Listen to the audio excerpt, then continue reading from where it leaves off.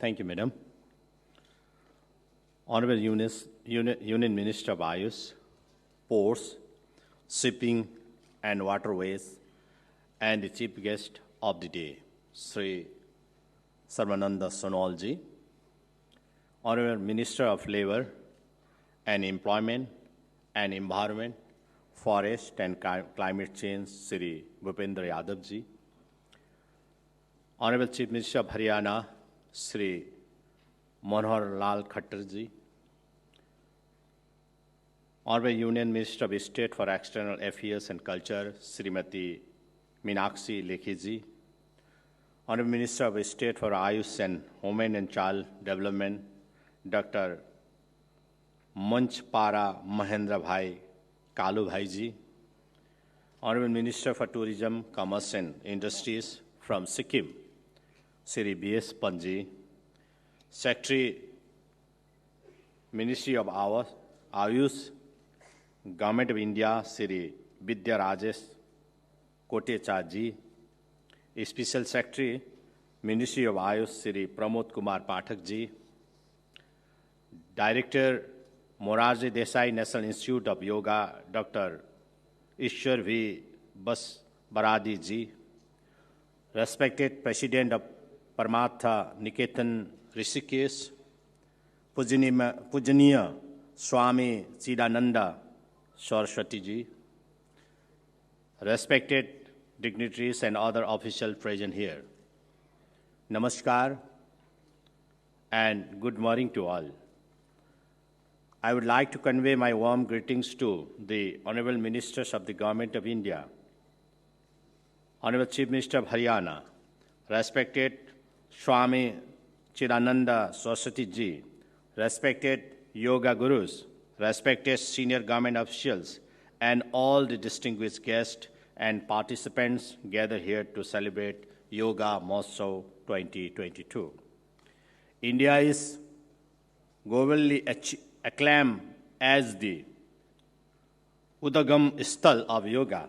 The world takes pride in the fact that it is India that introduced and shared the most aesthetic art of yoga.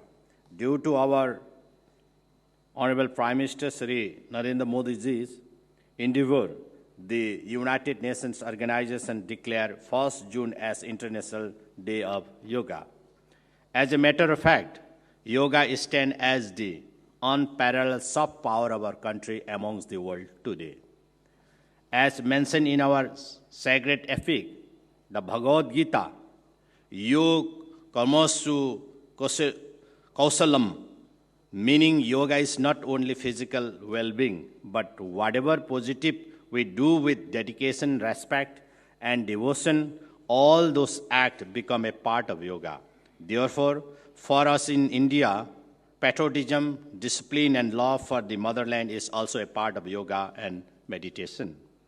I am very delighted that the Morarji Desai Institute of Yoga under the Ministry of Ayush, Government of India, has started this historic countdown to 100 days yoga, giving more emphasis to the International Day of Yoga 2022.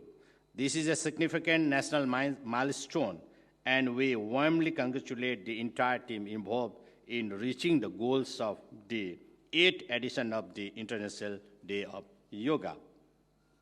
This journey of yoga has come a long way under the dynamic leadership of the Honorable Prime Minister Sri Narendra Modi ji. Under his leadership, the health facilities of Ayush have spread far and wide, including our state Sikkim. The basic objectives of the event is to give a wider promotion and publicity to the various dimensions of yoga and its utility. In Sikkim, yoga has been a part of our historic culture existence and a magnificent aspect of its religious philosophy that brings together Hinduism, Buddhism, and other vibrant religions that we have followed and practiced during the last 4 centuries. Yoga, as interpreted and practiced as meditation, is an integral and involved component of Hindu and Buddhism philosophy. Perhaps that is the reason why Sikkimese people remain relatively joyful, contented, and accommodating. Yoga is part of the school curriculum today in Sikkim, where more than 500 teachers trained by Pratanjali Yogpit impart the knowledge and wisdom and aesthetic practice of yoga in all the government schools. In our endeavor to constantly upgrade these facilities, we are supported by various institutions, including Rashtriya Madhyamik Shiksha Abhiyan, and have seen a large-scale interest in yoga among the parents and peers groups. All these have enhanced the level of confidence, ability to make meaningful conversation, and depth of concentration among our children. Our students have done extremely well in the national level yoga Olympiad and have won several laurels. Celebrating the International Yoga Day and World Peace Day at the state level with mass yoga demonstration involving more than 2,000 students at Falls Stadium in our state has now become a regular feature. During the three deadly waves of the COVID-19 pandemic, our government, while following the national safety norms and far-reaching instruction and advice from the Honorable Prime Minister, Sri Narendra Modi ji, we especially promoted yoga as a core instrument of physical well-being and mental tranquility from school to communities and public institutions and factories to other commercial units. On those days of school closure, we provided online refresher courses on yoga to the trainers and the students.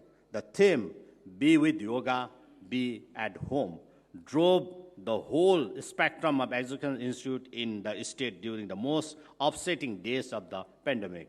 Honorable Minister Sri Sarvananda Sonalji, let me take this rare opportunity to make the following few proposals, primarily to enhance the propagation and gravity of yoga to far-off places and to make yoga a potent instrument of tourism, people's wellness, and national well-being as it is the demand of the hour. I would also like to take the privilege of the gracious presence of the Honorable Union Minister of Environment, Forest and Climate Change, Sri Bhupendra Yadav ji, while making this proposal.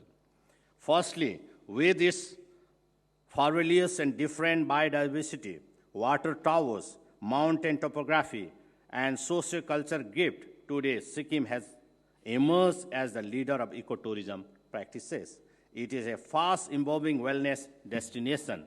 Each village now has organically built homestay facilities that would lastly keep away the stresses and depressions that a city dweller usually undergoes. We would like to further consolidate this by upscaling and relocating yoga in the serene environment and decent climate of the mountain. We therefore propose the establishment of the National Yoga and Meditation Institute at the highland vicinity of Guru Dungmar Lake in North Sikkim.